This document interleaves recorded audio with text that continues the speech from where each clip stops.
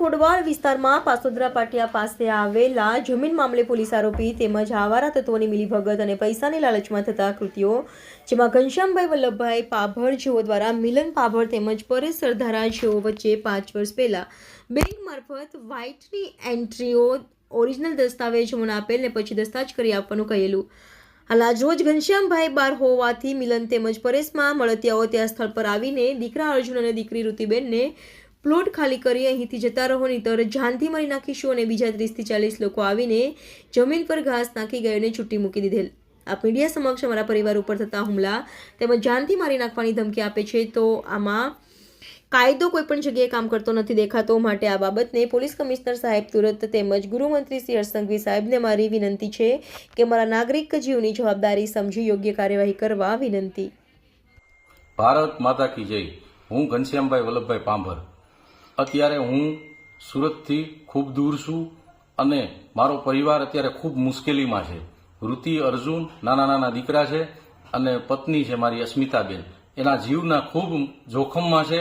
અત્યારે હાલમાં મારો પરિવાર ફસાઈ ગયો છે.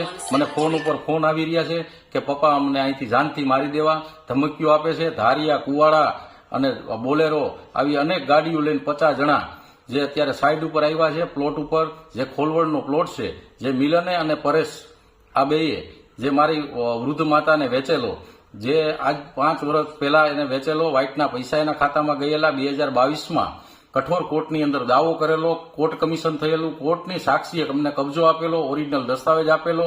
આટલું બધું થયા છતાં અને એને આ મિલકતને પચાવી પાડવા માટે 3000 વારના પ્લોટનો પચાવી પાડવા માટે થઈને મારી ઉપર લેન્ડ ગ્રેબિંગની ખોટી ફરિયાદ કરી. રેવન્યુ દાવો હોવા છતાં, કોર્ટનો નિર્ણય હોવા છતાં કે આ દાવો હોય તો લેન્ડ ગ્રેબિંગ ન થાય, છતાં લેન્ડ ગ્રેબિંગ કરી પાછળથી ભરવાડું અને એવા લુખા તત્વોને લઈ અને હું જ્યાં હાઈકોર્ટમાં ગયો છું, મારી આવતી 5 તારીખ છે એ પહેલા કબજો લેવા માટે અને મારા પરિવારને દબાવી, મારી, ધમકાવી અને મારી નાખશે એવો મને અત્યારે વારંવાર ફોન આવી રહ્યો છે. જેથી મારી નમ્ર અરજ છે કે આ પોલીસ મશનરીને એને પૈસા આપ્યા છે એવું એને કીધું મારા છોકરાને કે મેં 50 લાખ રૂપિયાનો વહીવટ કર્યો છે કામરેજ પોલીસ સ્ટેશને અને મેં બધાને પૈસા ખવડાવીને કર્યું છે. તારા બાપનું ને તારું કાંઈ નહીં આવે, હું પતાવી દઈશ, તું એક જ છો અને જીવનો જઈશ.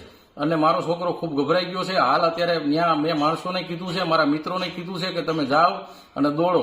અને હું મીડિયાને 2 હાથ જોડી, અભિનય અંગ છે મીડિયા છે એ આપણું અભિનય અંગ છે. બીજું તો હું પ્રાર્થના કરું છું કે આજ સરકારને અને પોલીસ તંત્રને કે આ પોલીસ તંત્રનો પહેલેથી દુરુપયોગ કરતા એવા છે. આની ઉપર 5 એફઆઈઆર છે નીલકંઠ ટાઉનશીપ સુરતમાં બનાવી અને ત્યાં પાયાગારી લોકોના નામે ફ્લેટ ઉપર 20 કરોડની લોન લઈ ટાઉનશીપ નો બનાવી અને કાંઈ ન કર્યું. છતાંય કે અમારું કોઈએ કાંઈ ઉખેડી લીધું નથી અને કોઈ કાંઈ કરી શકવાના નથી અમને.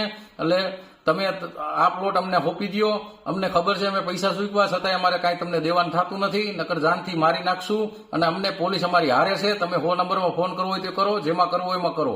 આવી અમને ધમકીઓ આવે છે.